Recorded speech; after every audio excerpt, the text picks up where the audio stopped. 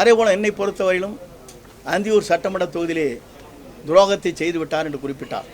அதற்கான பதிலை அந்த சட்டமன்ற உறுப்பினராக போட்டியிட்டிருக்கிற சண்முகருடைய மகன் இங்கே வெளியிட இருக்கிறார்கள். அதற்கான ஆதாரங்கள் இங்கே இருக்கிறது. யார் இங்கே பேசினார்கள், அதற்கான வீடியோக்கள் இருக்கிறது. யார் அன்றைக்கு பொறுப்பிலே இருந்தார் என்பது நீங்கள் எண்ணி பார்க்க வேண்டும். அதே நேரத்தில் 1989 நான் மாவட்ட செயலாளராக இருக்கின்ற போது 11 சட்டமன்ற தொகுதி இருக்கின்ற போது சேவல்புறாவிலே வெற்றி பெற்ற தொகுதி அந்தியூர் சட்டமன்ற தொகுதி என்பதை நீங்கள் மறந்துவிடக்கூடாது.